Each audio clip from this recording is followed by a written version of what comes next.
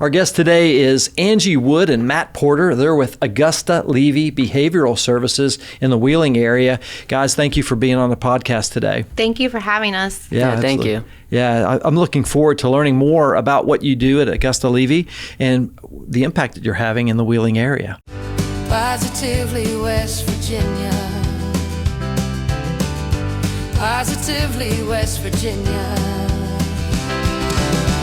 Positively West Virginia is powered by Breezeline high-speed fiber internet and sponsored by Highmark West Virginia, Freedom Kia of Morgantown, and Humble Influence. With the help of these sponsors, we're able to share the positive business stories of West Virginians, including the one from today's episode. All right, Angie, let's start right at the top. For our listeners who may not know about Augusta Levy, tell us about what you do. So we are an organization that provides behavioral services to children and now adults. So traditionally, we started out for our first 20 years that we provided ABA services to children with autism. So it's a one-on-one intensive behavioral therapy model, and it's a center-based model. We have grown.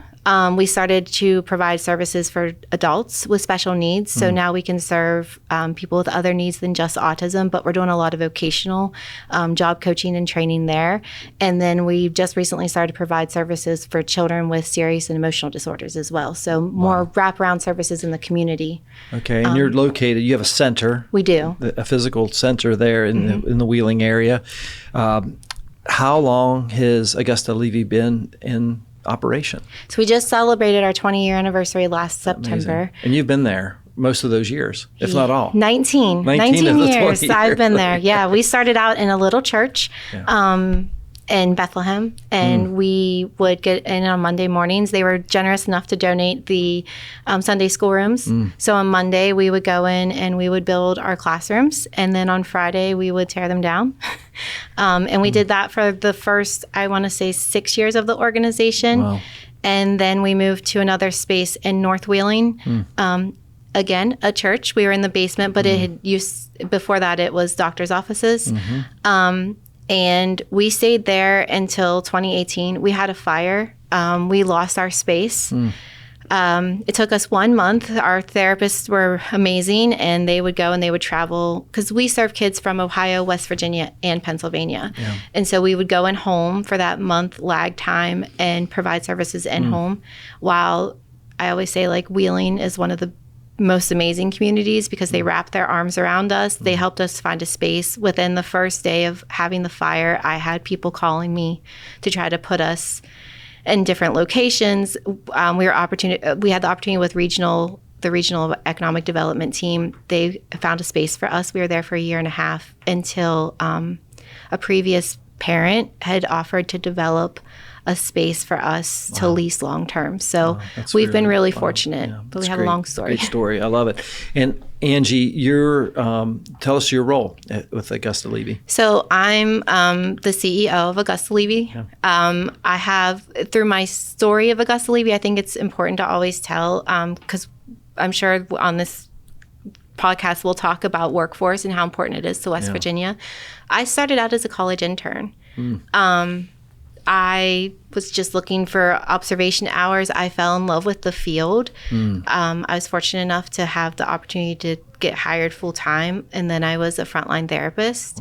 Again, fell in love with the field, decided to go for my graduate degree for that, for applied behavior analysis, and then became a board certified behavior analyst. And then I became the clinic director, stayed the clinic director until our founder retired, and then went into the CEO position. So I've grown as the Levy Center has grown. What a journey. It's a journey. That's great. But I also love can that background. always understand where, like, I did the therapy role. I understand where the frontline therapists are coming from. I try to really be supportive of that because I know what it's like to be in that role, and I know what it's like to be in a management role and the different aspects of the organization. Yeah, I love that. Thanks, Angie, for the backstory for sure. Matt Porter, you tell us a little bit about your role with Augusta Levy. So I started in May with Augusta Levy. I'm their new director of development, and my role is to focus on community partnerships, corporate partnerships, grant writing, and event management. Yeah. Matt, you're from the Wheeling area. How does it feel to be working in your hometown? Well, it's great to be back home. I've been gone for a long time, and to join an organization like Augusta Levy, it's been wonderful. Yeah, yeah. So when you talk about development and raising funds and grants and so forth, what's that like for you?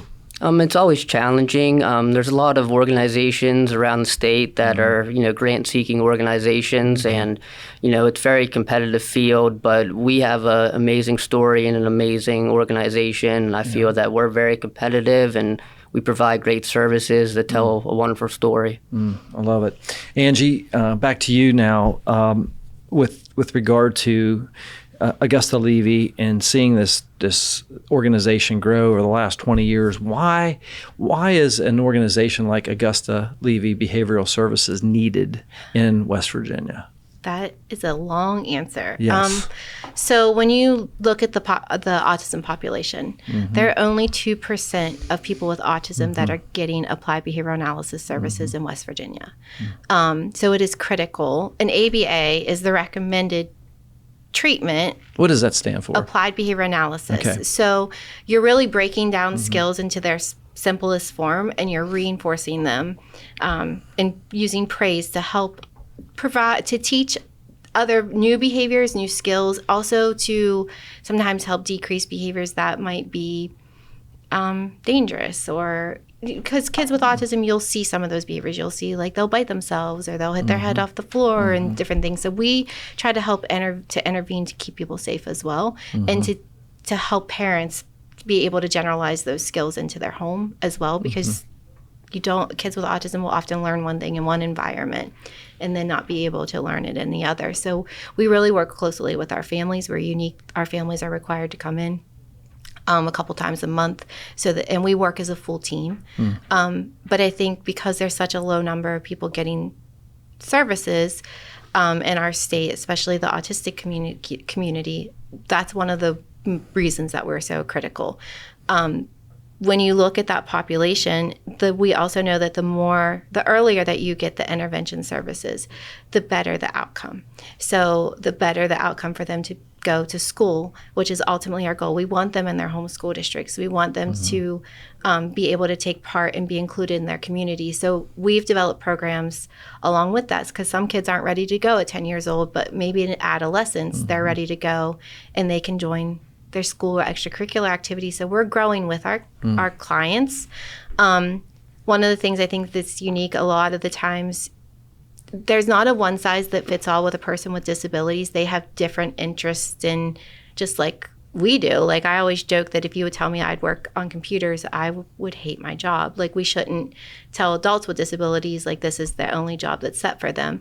So as we've developed our program, we've developed it around different interests. So like some of our clients are able to do gardening, or some of them are doing art. Some of them are learning to sew. And like we really tried to tailor it. And then we're trying to bring in those workforce jobs that follow their interests as well and get them in the community. And Wheeling, I can't say enough about our community. Our clients get to volunteer at the Catholic Charities. We get to go to different things and be out in our community, and they know when our clients are coming to like the market, because they'll go and get lunch down there, and everybody with open arms, we are welcome in our community. We're really thankful for Wheeling. Yeah, that's fascinating, and thank you for that. This is Positively West Virginia. We'll be right back.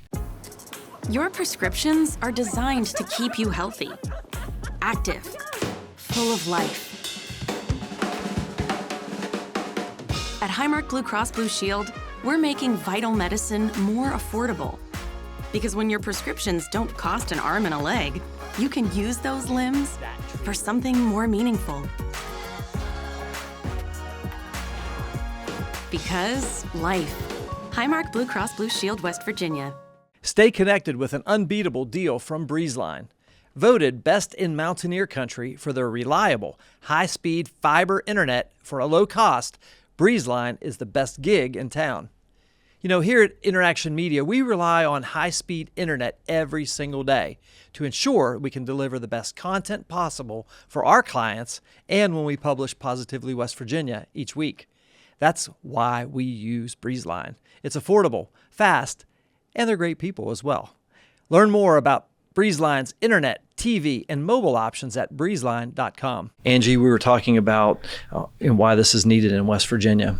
Okay, so for the autism community, there's a limited number of people being served, but there's kids that fall through the cracks. So if you're looking, like at the schools, a lot of the times the schools look at behavior needs as like level 1, level 2, level 3. And we have wonderful supports in West Virginia for level 1 and level 2 behavioral children. But the level 3 behavioral children that you're having that often have behaviors with their teachers that are maybe throwing chairs or having outbursts that teachers aren't necessarily equipped to provide. So we provide school consultative services to help the schools, but there's often times where that's not enough. So last year, our state started to look at, it was Senate Bill 199, and they started to look at children that have these behaviors and how to either send them to alternative learning centers or licensed behavioral health areas and like to work with the schools collaboratively. Unfortunately, we don't have the infrastructure yet to have a lot of alternative learning centers. And Augusta Levy has been working with some of those schools to really develop that and work in partnership. For those kids with high behaviors. That model is in place in other states, and we just need to help bring that to volition in West Virginia and support those kids, but there's no funding source for it, and it's figuring out different things that Exactly.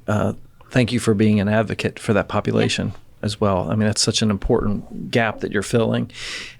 Listening to you, Angie, it sounds to me like the goal of Augusta Levy Behavioral Services is to really uncover the abilities of these young people and these young adults, especially not focusing on their disability, but their ability.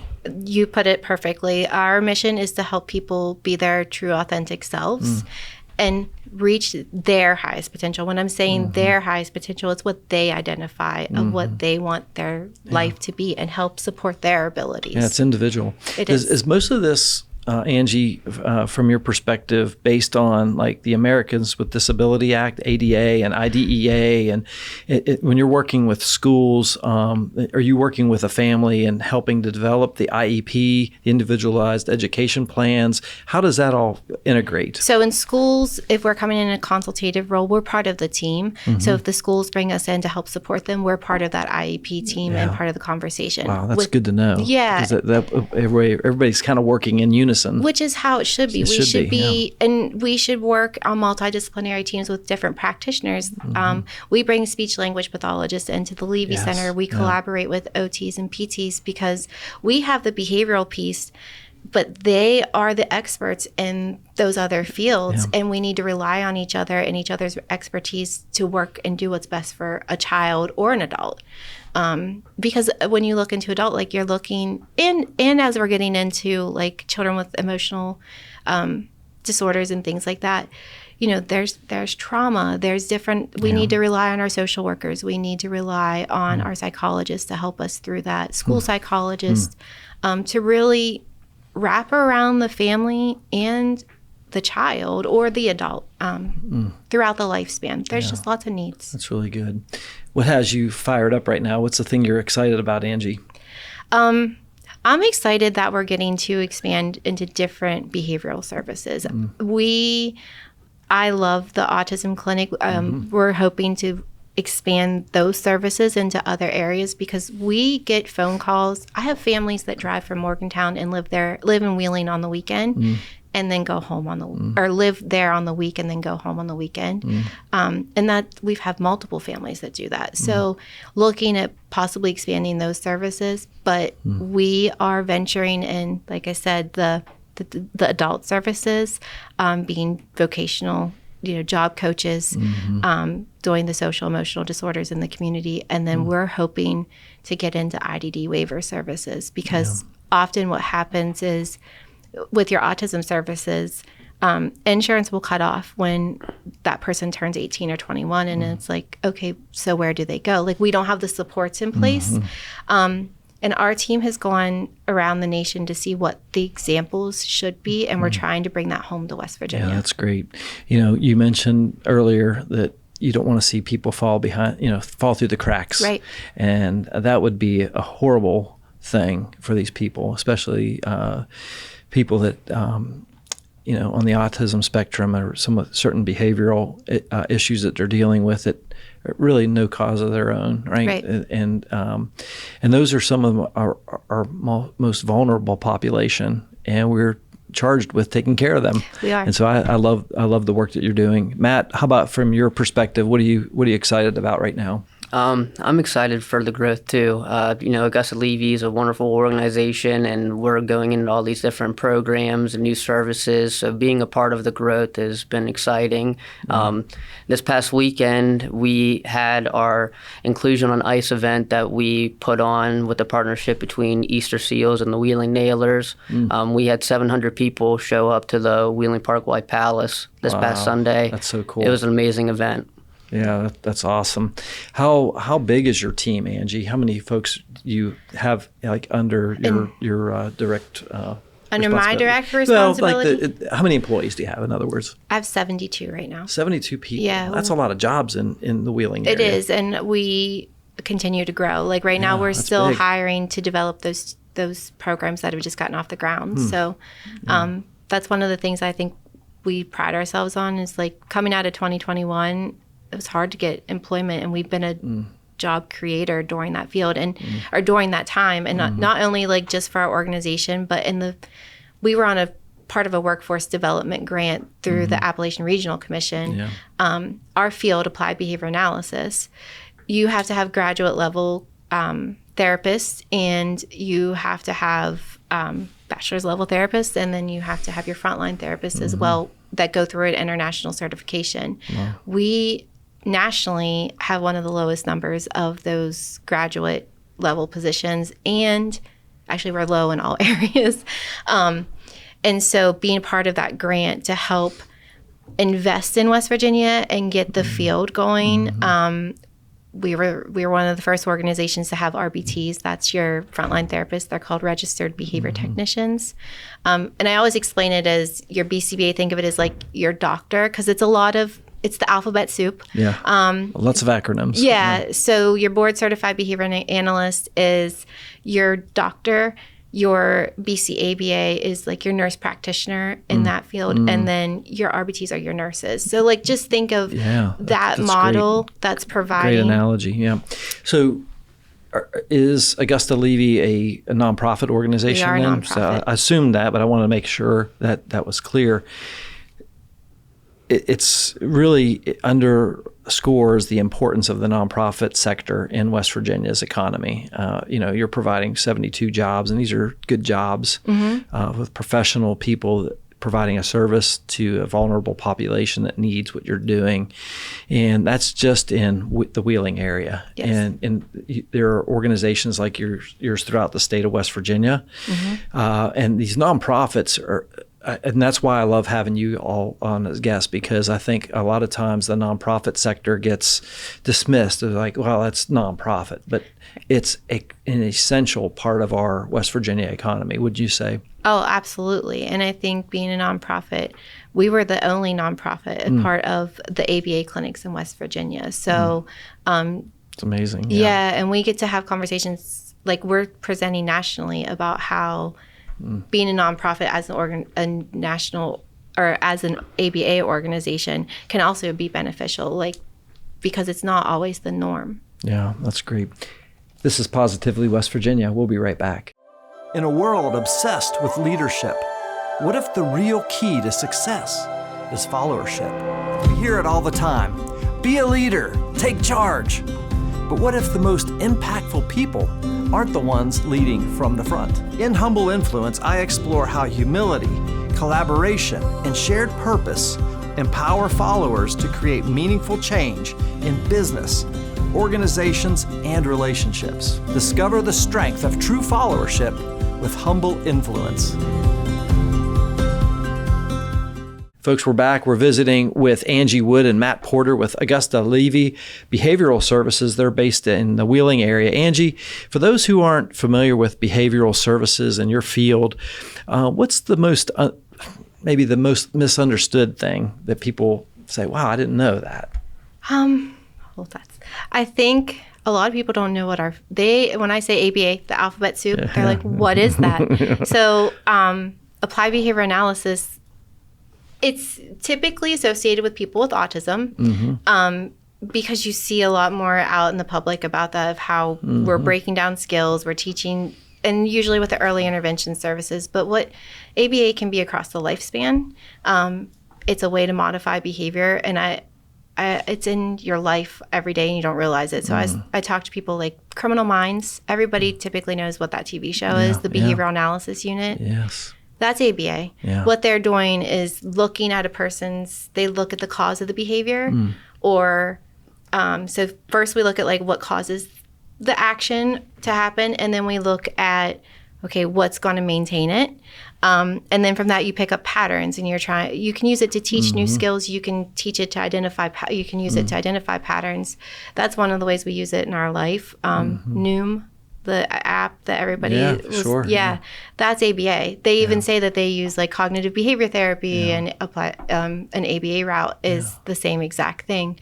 ABA can be used for anxiety. It can be used for depression, eating disorders.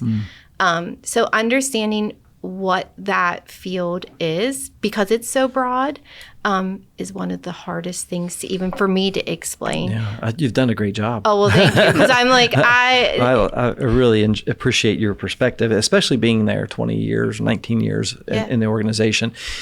I'm going to ask both of you this question. What kind of impact do you feel that your work is having on the state of West Virginia? I'll start with Angie. What kind of impact do you feel you're having?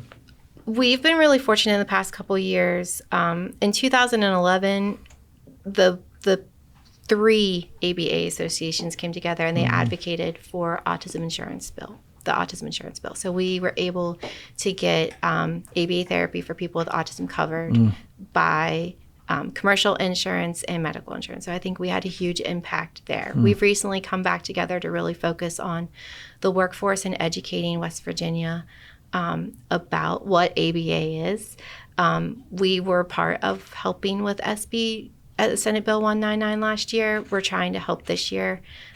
So bringing that community together to be part of West Virginia needs us. We're such a vulnerable conversation. We are a population. We have opioid crisis. We have people in trauma. We have foster care happening. We can be there to help. We have a large autism community. So to be part of the solution and benefit. Yeah, that's important work. Matt, how about you? Yeah, just to build off of what Angie said, I have a family member that has autism, and my uncle was in the service, and where he lived in Hawaii and Arizona throughout his service, they had great autism services, and when they moved back in the early mid-2000s, there wasn't really any in West Virginia, and through Augusta Levy, they were able to get the help that they saw in other states. So it's just amazing that we have that available to us in Wheeling and around the state. Yeah, it hits home for you. Yes. For sure. You know, when I think of the work that you're doing, especially for this particular population and the families that are affected and the people that you're employing, Angie, what opportunities do you see in West Virginia right now for people with disabilities or even for nonprofits that maybe people are overlooking? What do you see out there? So I think I'm just going to speak specifically about ABA for a second for our workforce. Marshall University just got a master's degree in applied behavior analysis. So we are able to start providing that graduate level degree in our state, which is fantastic. That's new. Okay. Wow. And the same thing with Martinsburg College, and that program is online. And so reaching out to the ABA clinics that we've brought together to do field supervision and learn how to be really great practitioners will only help grow that field and grow jobs, because for every master's level practitioner, you're bringing in like 12 to 14 frontline therapists. Wow. So like you're growing That's the incredible. technical field too. So I think helping the workforce, like again, in 2020, we had 30 employees. We're at 72 now. So helping build the workforce, being a part of that while serving a vulnerable population. And providing important services, Yes. essential services, I would say. Right. And then for IDD waiver services, I think for us, we're trying to help look at it from different angles. We're really trying to take national models and collaborate with people in state, but also we're really trying to individualize it as much as possible. Best practices. Yeah, Fair to say. which I think we have great practice. I don't want to say that about anybody in the state. I'm just saying, like, for us, we're trying to look nationally and have those people come in and tell us, okay, what's the next step? How do we do this? Yeah, So I think that's important. There's benchmarks, there's best practices, there's aspirational goals that you might have, but, making sure that you're doing things that are innovative and, progressing. You don't want to keep doing the same old. Right. So maybe that leads me into a next question, technology. How is technology changing your work right now? So I am behind. We have got. That's okay. That's okay. Medical, for us, we take 100% data in the ABA clinic, because any changes that we make is data driven. So we were pen and paper. So if you can imagine the filing room and the system for that, it's a good time. But we've moved it up to electronic database. So now the parents can also look at the therapy and how it's happening in real time instead of it's wonderful. Having to have more paper go back and forth from home. But learning that new system, we're on our third trial. We finally found a system that we love, that meets our needs, but it's been a journey. But that's good to know that you're keeping up with those innovations and technology. Is artificial intelligence helping at all? We really don't get in. We don't use it. So That's interesting. I think there's so much. Like there's things in our field right now where they're doing more telehealth sessions, and we had to do that in COVID. It was very hard for our clients to learn from their parent while we provided telehealth. I'm a big believer in being there, seeing things as they're happening in person, and being able to give immediate feedback to your supervisee. It's like hands-on. It's very hands-on, and things can change in the spur of the moment. So as much as you can be there to support your therapist, to support that child, we don't really use a lot of AI or telehealth. Matt, how about in your world of development? Are you seeing technology helping and advancing what you're doing for the organization?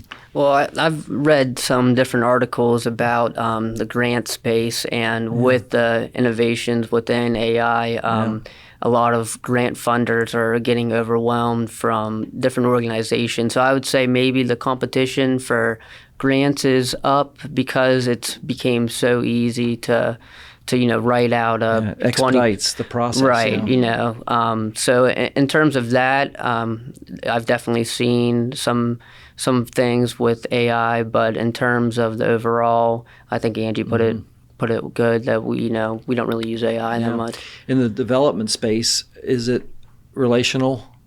Totally. It's totally about relationships. We wouldn't have been able to put on Inclusion on Ice if it wasn't for the relationships we built over the last 20 years. Just speak more about that event. There was a little girl 2 years ago at the Inclusion on Ice event, and she's handicapped and in a wheelchair, and her mom picked out one of the Nailers players to come push her.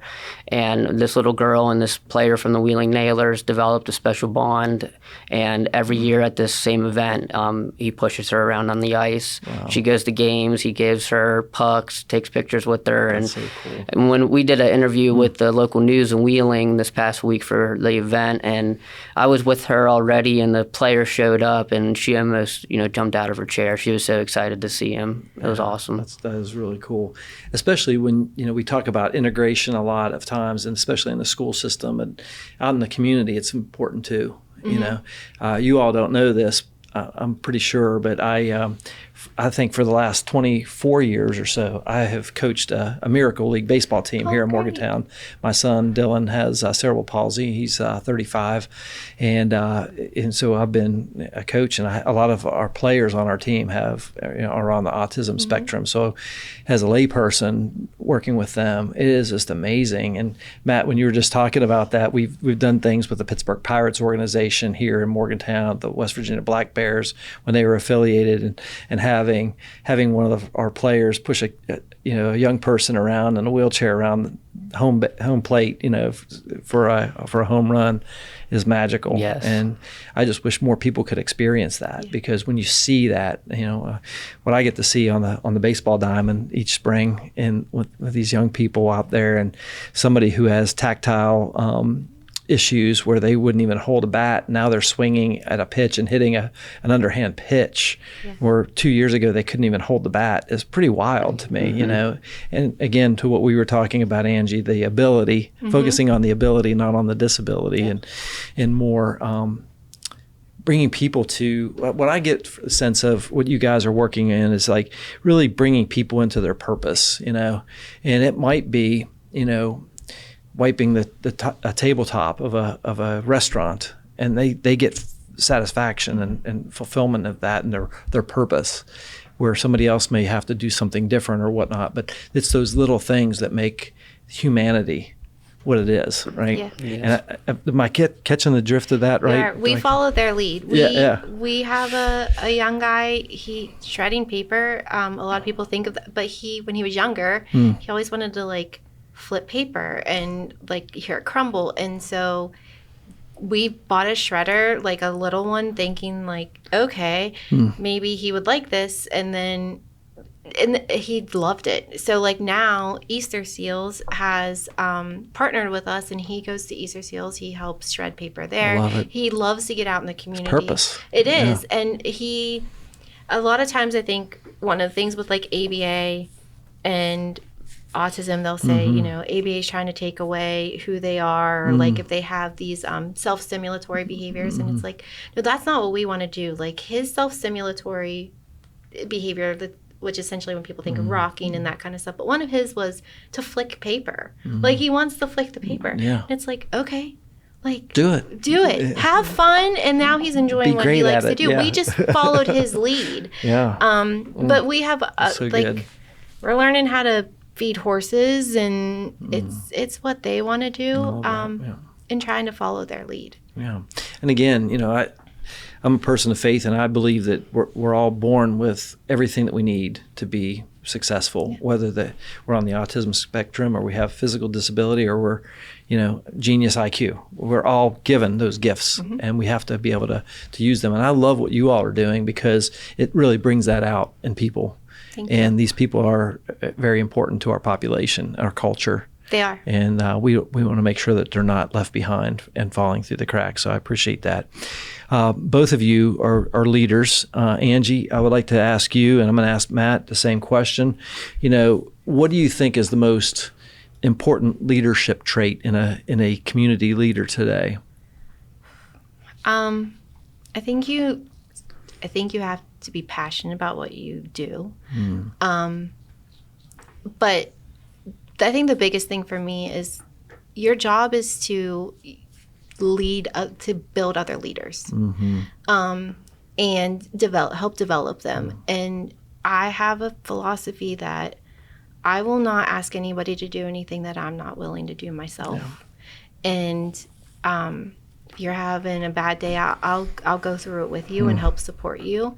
And I think you treat your staff like that. We're all equal, and we're going to be supportive no matter what the title is, and really help develop them up. Because one day, I'm not going to be the CEO, but I hope out of those 72 employees, there might be a CEO in there. Yeah. And they're going to go and not just keep it where I'm at. I want them to take it further, because that's what the founder, she's still in my life. That's what she saw something in me and invested in me. And it supports me in going further than what she did, and I want to do that to the next generation of leaders. That's awesome. I appreciate your insight on that, Matt. From your perspective, what do you think is one of the most important traits of a leader today? I would say good and clear communication. I believe that almost any problem can get worked out if people sit down and just talk it. And moving back to Wheeling, it's been an honor to get to work with Augusta Levy and to be in the community, because I've been able to go and just talk to people and share our story and share our mission and hear what they have going on and hear, great ideas of how to develop workforce, develop different events, make the community better. Yeah.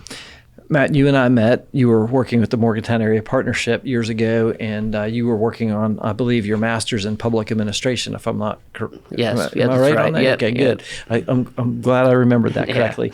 And so is this your vision, is to like being in the public administration, working for a nonprofit? Is this kind of where you thought you would be, and your purpose? Well, so I've been in the chamber business and in the economic development business for the last couple of years, and I'm from West Virginia, and I want West Virginia to succeed. And to do that, we're going to need people to stay in the state, and we're going to need people to build the state up and keep developing it, whether or not you're working in the private or nonprofit sector.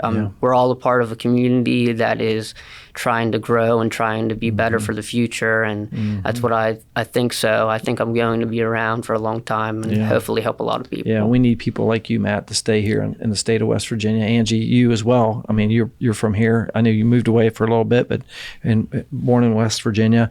Matt, what would you say to somebody who's thinking about,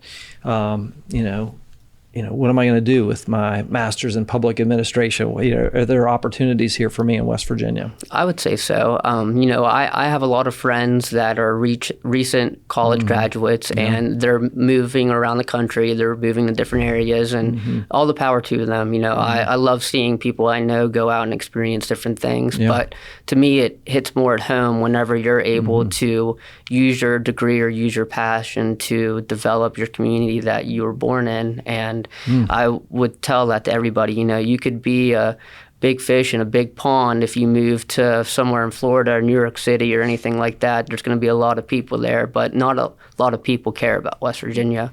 And if we have the people that want to stay here and help it get better, we can do that. Yeah, because I asked the question about impact, earlier in the show, and I think what you're saying is exactly right. You could stay here in West Virginia and have a massive impact, whereas you go to something like Austin, Texas, or Chicago, or whatever. You can have an impact, but it won't be nearly as massive. The ripples that you can create here in West Virginia in a smaller state with smaller population. Angie, what would you say to somebody thinking about getting into the nonprofit space? I'd say do it and follow your heart. I think there's some days to go and do it, but also know that some days you're going to maybe be the plumber and some days you're going to be the director. Because we're all, it's hard sometimes, but it's a team, and it's very much worth it. Well, what you just said there, I'm an advocate for small business here in West Virginia. I'm an advocate for entrepreneurs. I'm an advocate for nonprofits.